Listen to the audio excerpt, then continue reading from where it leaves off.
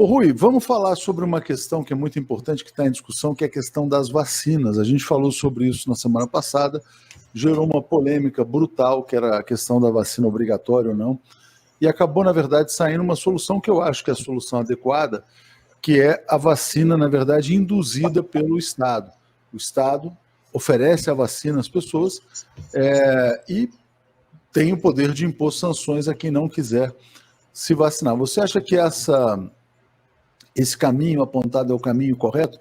Antes, quero ler um comentário da Cláudia Barrella dizendo: infelizmente, a esquerda continua com a posição de se unir sempre com o mal menor. Fica difícil imaginar uma posição concreta e de relevância para a esquerda. Eu me lembro bem dessa fase de expulsão do pessoal do Rui. Então a Cláudia conviveu com o PT lá no passado e se lembra aí desse momento de expulsão. Seria interessante a gente relembrar. Ô Rui, mas vamos falar sobre vacina. Você acha que o caminho da vacina foi o caminho adequado? Eu não analisei toda a decisão, então eu tenho um pouco de dificuldade de falar em termos concretos, né? Eu só espero que qualquer medida administrativa em relação ao pessoal que não tomar a vacina seja uma medida de tipo racional, né? Por exemplo, se você não tomar a vacina, não pode viajar de avião, por exemplo. Esse tipo de coisa. Agora, cortar rendimento de famílias de baixíssima renda porque não tomaram a vacina, isso daí eu já acho uma monstruosidade, né? Não sei se você tem a resolução toda. Na verdade, Rui, vai caber a cada governo, a cada prefeitura impor as suas sanções. Na verdade, o que o Supremo autoriza é que o poder público tenha a capacidade de impor sanções. Então, como você vai ter, por exemplo, cidades comprando vacina, municípios, Maricá vai comprar, Niterói vai comprar, governos, eu acho que isso aí vai ficar meio pulverizado, né? O Bolsonaro diz que é totalmente contra as sanções, e aí eu queria aproveitar e te perguntar sobre... E ele se apropria do discurso da liberdade. Ele passa para o cidadão de que ele está lutando pela liberdade do cidadão, mesmo que seja a liberdade de morrer, de contaminar outras pessoas. Não estou querendo fazer nenhum julgamento, mas como é que você avalia a força desse discurso da liberdade, se a aposta que ele faz é uma aposta inteligente? Eu acho que sim. Eu acho que para vários setores ele vai aparecer como uma pessoa mais razoável do que os outros, né? Acho ruim, se é assim, né? Eu não tinha visto isso. Se é assim que cabe aos governos estaduais, aí nós caímos no reino da arbitrariedade, né? Quem vai decidir efetivamente? Quer dizer, o cidadão brasileiro, ele fica aí feudalizado, ele está sob a pressão, o chicote de governos muito diferentes, etc. e tal. Seria necessário que houvesse uma regulamentação geral, né? Que com certeza vai haver muito exagero nisso daí. Eu acho errado, acho que a esquerda perdeu o rumo com esse negócio, né? A esquerda está apavorada.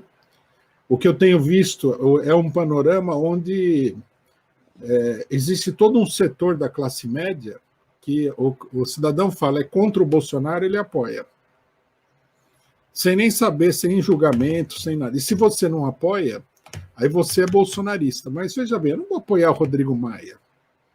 Entre Rodrigo Maia e Bolsonaro, né, eu não tenho nenhuma emoção para lá nem para cá. Nem acho que uma pessoa séria poderia ter, né? Na realidade, nós estamos fortalecendo aí um povo que é extremamente canalha na política, extremamente antipopular, né? Quer dizer, agora fica o Dória. Então, o que o Dória fizer, nós vamos apoiar porque é contra o Bolsonaro? Não. A esquerda já cometeu esse erro no começo. E eu acho que o Bolsonaro, sim, ele fatura em cima desse negócio da vacina. Eu vi que hoje houve uma passeata em Belo Horizonte contra a obrigatoriedade da vacina. Inclusive, é possível, né, vendo esse primeiro acontecimento, que essa decisão leve aí a um enfrentamento regional em vários lugares, né? Dependendo da dureza com que os governadores e tudo mais atuem em relação ao problema da vacina. Agora, eu acho que a esquerda perdeu o rumo de casa. ser contra tudo que o Bolsonaro faz e, portanto, acabar sendo a favor daqueles que estão controlando a imprensa e tudo mais, não é uma política séria. A esquerda precisa ter uma política independente, que não seja nem igual do Bolsonaro, nem igual dos outros. Que seja uma política de defesa da população. Olha que interessante aqui. Eu vou ler um comentário e vou te mostrar duas notícias aqui. O Carlos Santos está dizendo: cadê a vacina que eu sou obrigado a tomar? Até agora só vi na TV e na demagogia de governos e prefeitos. Na verdade, ela não está à disposição, como estão dizendo. Não, a vacina está aí, o Bolsonaro não deixa. Eu vou te mostrar, Rui, olha como é que é interessante como ele está jogando para duas plateias. Primeiro eu vou mostrar aqui um protesto na Avenida Paulista. Sem máscaras, bolsonaristas dizem não à vacina em protesto na Paulista. Então, o Bolsonaro está aqui, estimula. Esse Douglas Garcia é um deputado estadual ligado à família Bolsonaro, fez lá um protesto dizendo que não tem que ter máscara, não tem que ter vacina. Então, o bolsonarismo pega esse público que não quer se vacinar. Aí eu vou te dar uma outra notícia de hoje, né? Agora há pouco. Olha que interessante. Como ele sabe que tem uma parcela que quer se vacinar, ele vai fazer um discurso para cada plateia. Bolsonaro agora quer fazer um acordo com o Butantan e comprar 100 milhões de doses da Coronavac. Então ele fala para uma parcela do público que é a vacina. Não pode tomar a vacina porque é da China não presta. Para outra parcela ele está dizendo, não, veja bem, eu fui responsável, eu comprei, toma quem quiser, só não vou obrigar. Ele está jogando de uma maneira talvez mais inteligente, porque ele não está sendo... Ele parece que é dogmático, mas ele fala assim, ó, quem quer, quer, quem não quer, não quer. Queria que você analisasse essas duas notícias que eu te mostrei. Eu acho que ele está indo bem. Acho que a política que ele está levando é uma política bem equilibrada, né? Nesse sentido, ele não está brigando com ninguém. Já a esquerda está comprando uma briga que não é da esquerda, que é a briga do Dória, do Rodrigo Maia, dos governadores, do DEM, do PSDB. Acho que é a esquerda que perdeu o rumo aí. A esquerda precisa se livrar desse peso morto aí, que é a burguesia, para poder ter uma posição independente.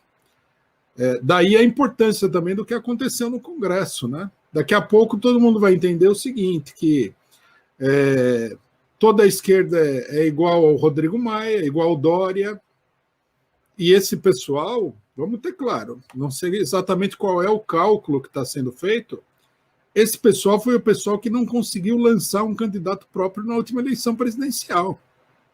Não sei se o pessoal está iludido, se a esquerda está iludida com o resultado da eleição municipal, mas a eleição municipal não muda nada nesse sentido.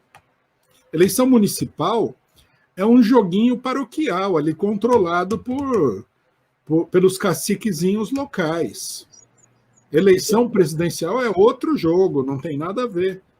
Você vê que o Dória, que foi a pessoa que mais fez propaganda antibolsonarista, numa pesquisa que foi feita recentemente, ele aparecia com 4% como candidato a presidente. Quer dizer, eles não estão conseguindo sair do... Eles não estão decolando, Rui, e aí você está entrando num ponto importantíssimo. Esta direita quer os votos da esquerda.